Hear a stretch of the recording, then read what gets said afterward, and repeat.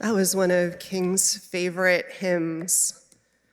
There are stories of Mahalia Jackson calling him in difficult moments late at night and him asking for her just to sing that hymn to him. Our second reading this morning is from Jonathan Egg's King a Life. It's toward the end of the book in the last chapter. He shares this vignette in Words of Kings. On February 4th at Ebenezer, King preached to the congregation about the virtues of service and the shallow meaning of personal greatness. He began slowly, stating the title of his sermon and reading from the Bible, and gradually gained speed and strength.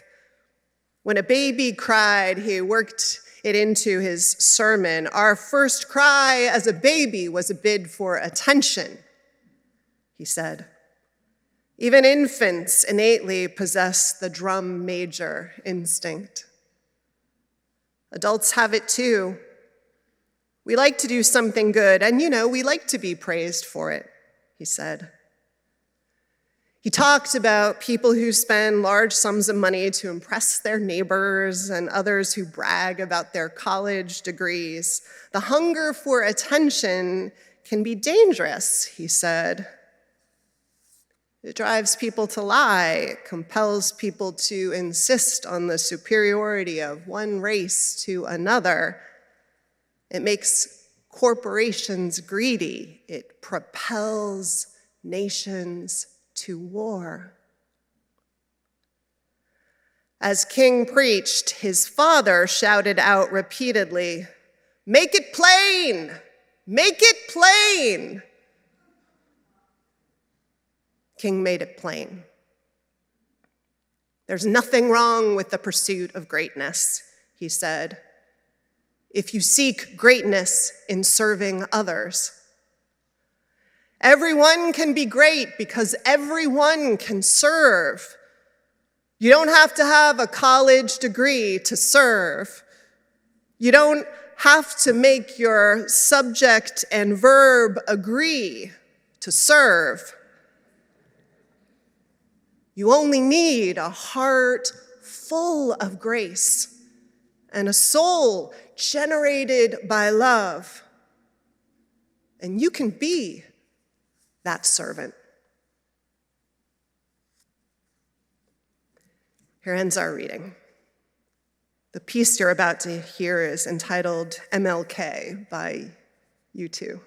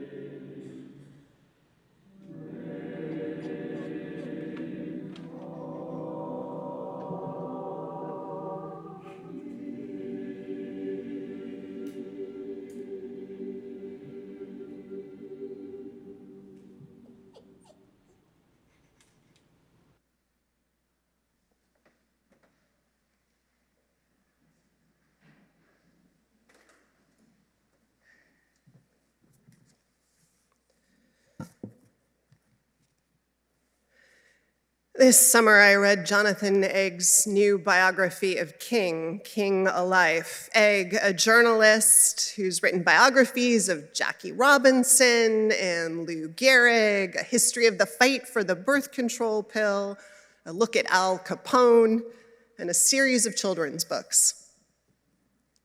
He says that part of what is compelling about this new book, arguably one in a sea of biographies of King, are the resources that he had available to him heretofore unavailable.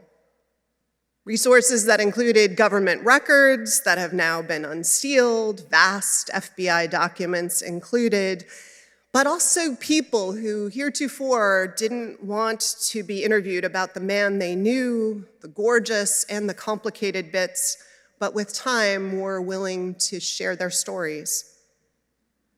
The book won the Pulitzer Prize for Biography in 2024. Ken Burns calls Egg a master storyteller, which is good because the biography is 700 pages long.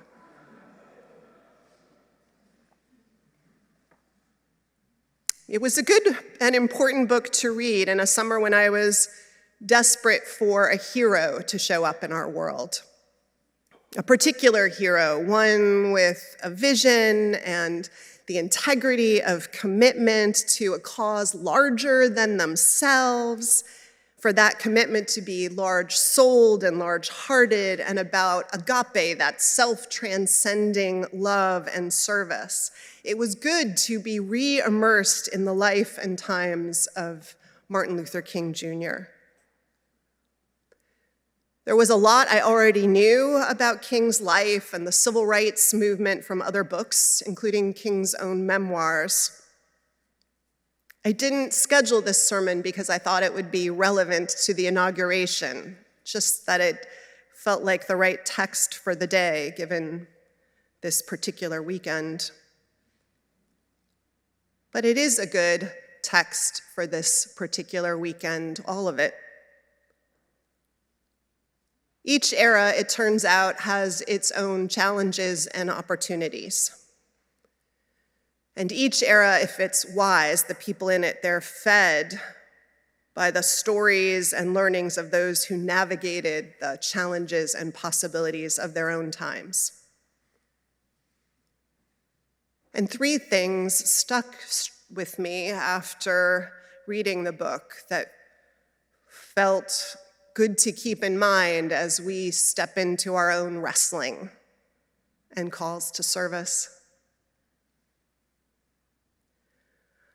What first struck me, and so many reviews mention, was the depth of the FBI tracking and interference with the work of King, the lengths to which Herbert Hoover, drunk with power and enmity toward King, drove the efforts, abused his position, and all the others who participated in that abuse, which is all made so much more clear than we even knew before by the increased unsealed documents, the volumes of them.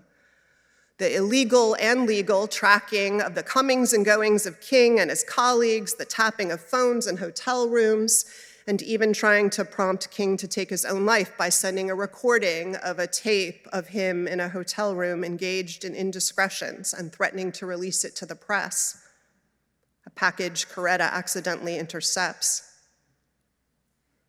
So much that's an example of a government undermining its own citizens and those citizens in their attempts to marshal change in the nation.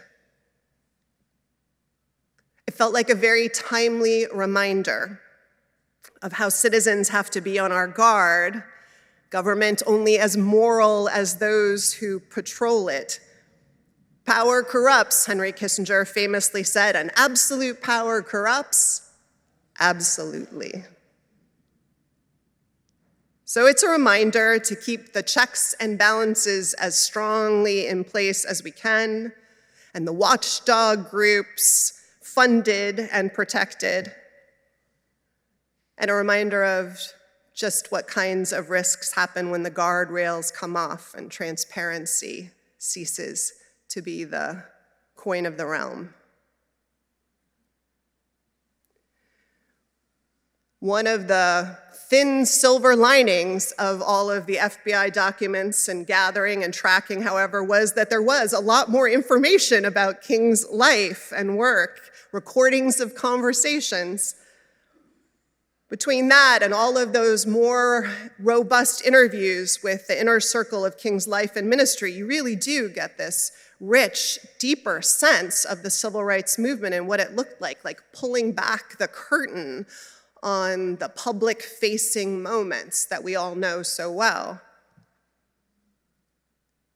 We see two things behind the curtain, two other themes that struck me and stuck with me.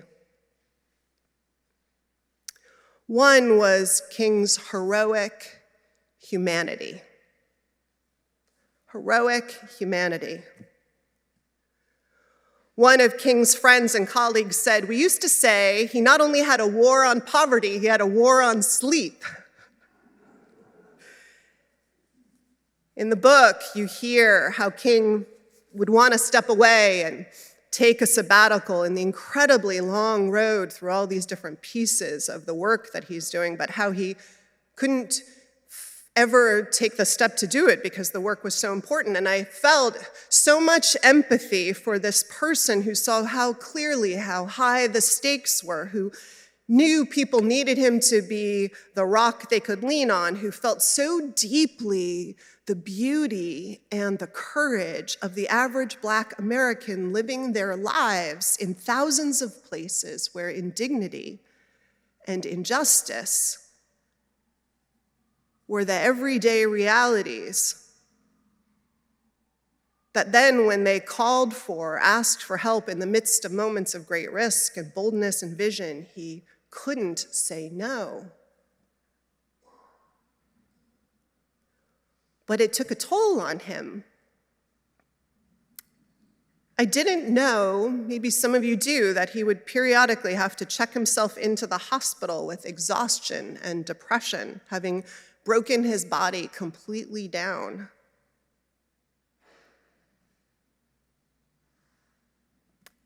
I did know that he had deep struggles with infidelity. Who knows, maybe also one way to channel the need for human solace, I don't know. All of it comes out so much more in the book.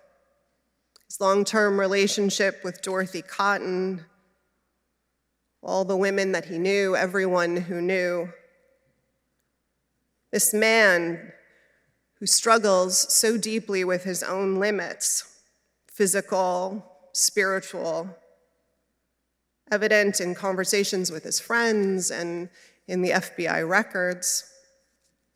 This heroic humanity. And I could do actually a whole sermon on this, but I want to say something about this in this moment for all of us. I want to say what it brings up for us as Americans that I think is about a lot more than King. Our relationship with our heroes.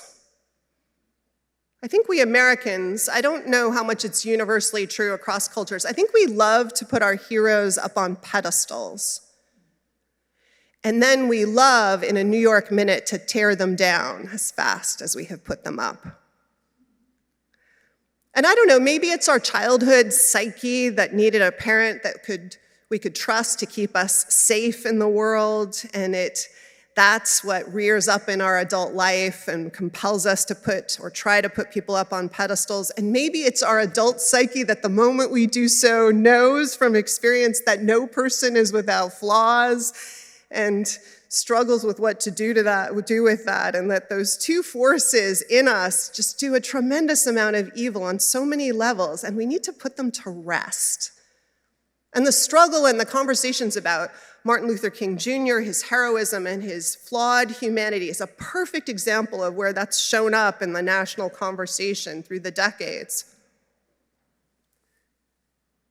This need for perfect heroes and heroines is deeply misguided. My Hebrew scriptures professor at Harvard, who was an Orthodox practicing Jew, pointed out that in the Hebrew scriptures, there's not a single hero or heroine who is not complicated or flawed. Even God goes off the rails and apologizes regularly. Remember the rainbow in the sky? It's the gift and the promise from God, who has wiped almost everybody off the planet, that was maybe an error and extreme, and he will never do it again.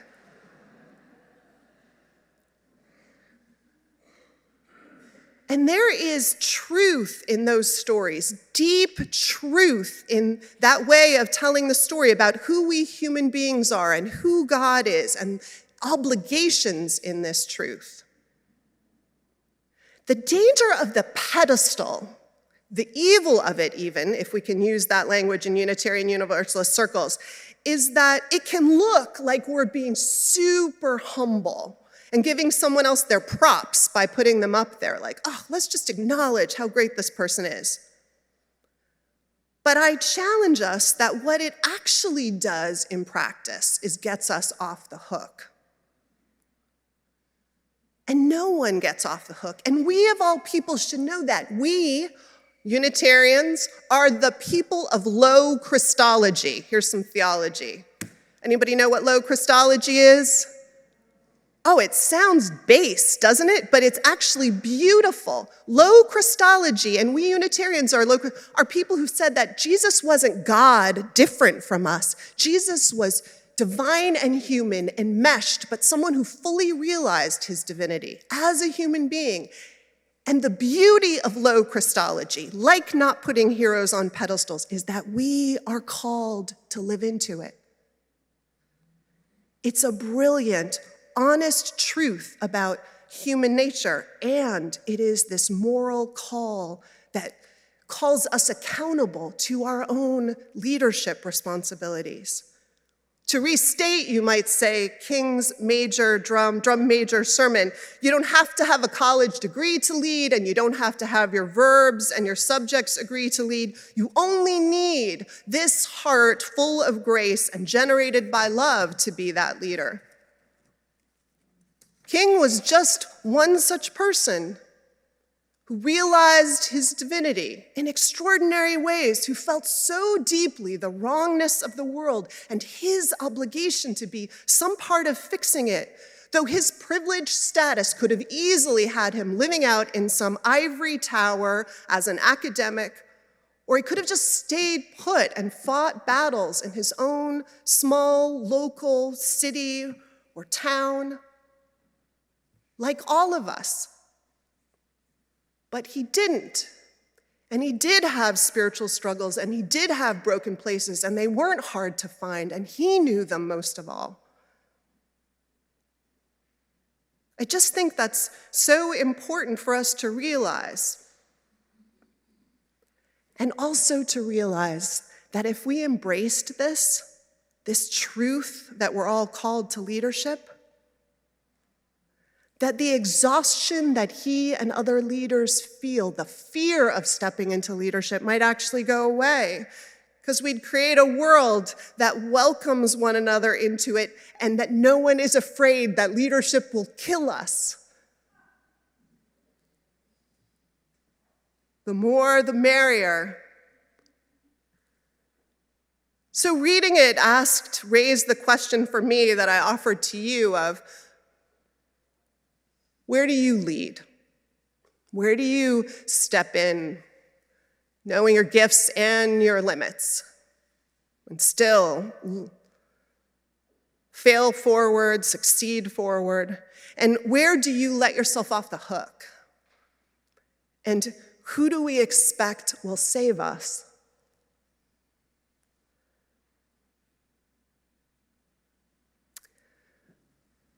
So, the FBI and the vigilance of liberty as we step into this new era, the truth of heroic humanity and the call to leadership and to nurture it and expect it in ourselves and one another, and the beauty that unleashes and the possibilities.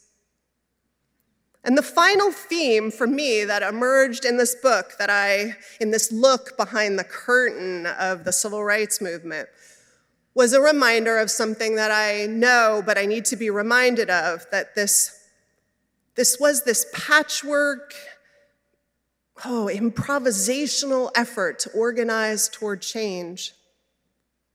And that the story of the civil rights movement, the day-to-day story of the civil rights movement, was 2 steps forward and some days 1 3/4 steps back. And inner debates and differences of opinion and all the challenges along the road, from, let's say, the Montgomery bus boycott to the Voting Rights Act, all of it, none of it a given. And part of the 700 pages of this book, if you choose to read it, is lots of detail about all these meetings and who was in them and what was decided or what was debated and who paid for what, or whether they had the money to pay for the things they needed to, and the planning and the threats and the surprises and the heartbreaks and the miracles.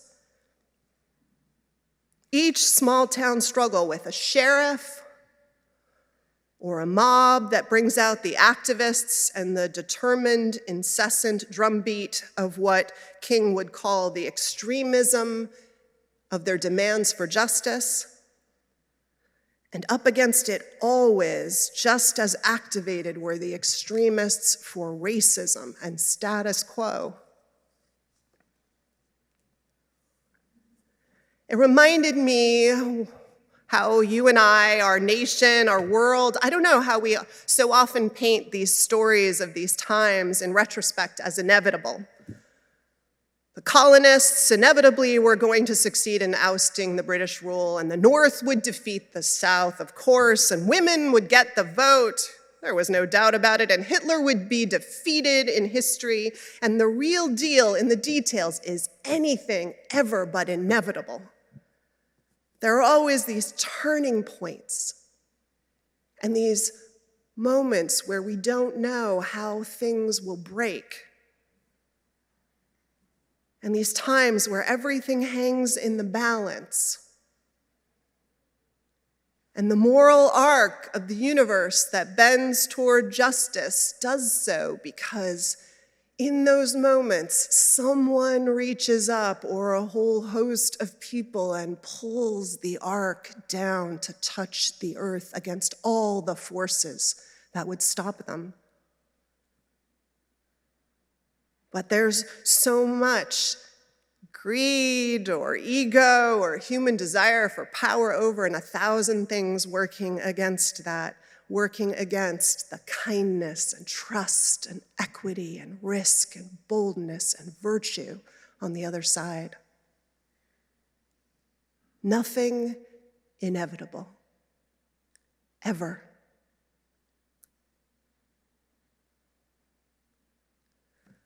So maybe Martin Luther King's celebrated day overlapping with inauguration is a good thing.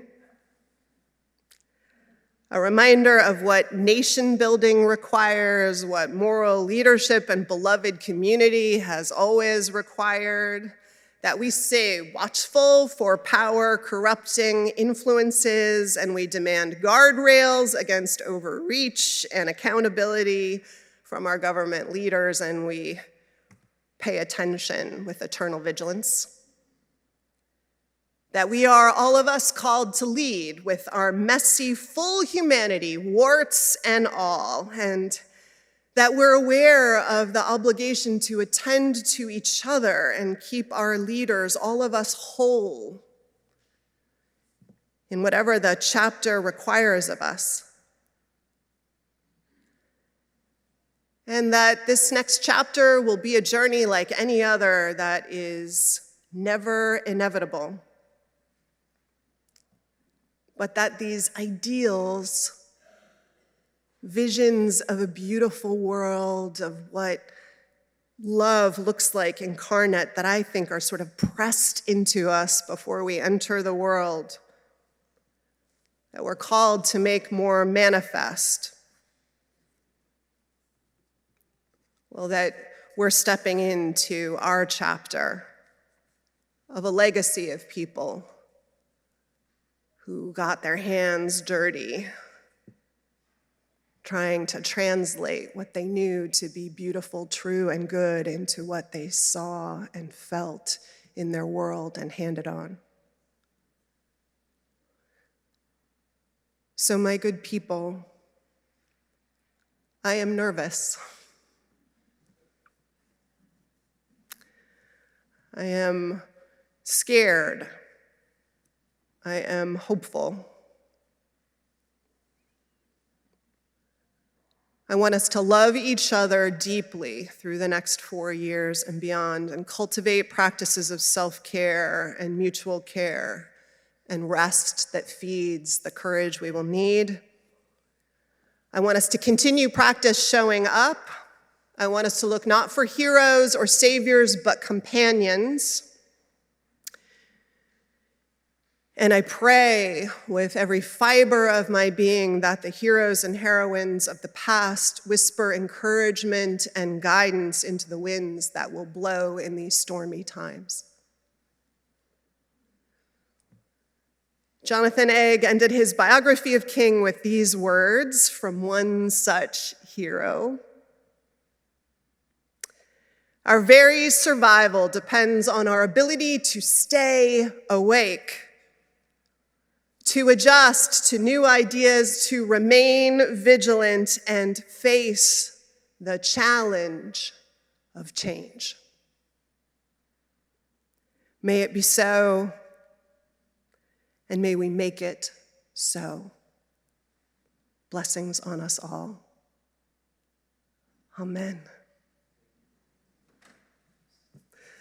Let's sing. Oh, I love the flag. I love the flag. I was saying today, I wished I had a red, white, and blue outfit. Patriotism, country is ours too, right? I love that. Thank you for bringing that flag.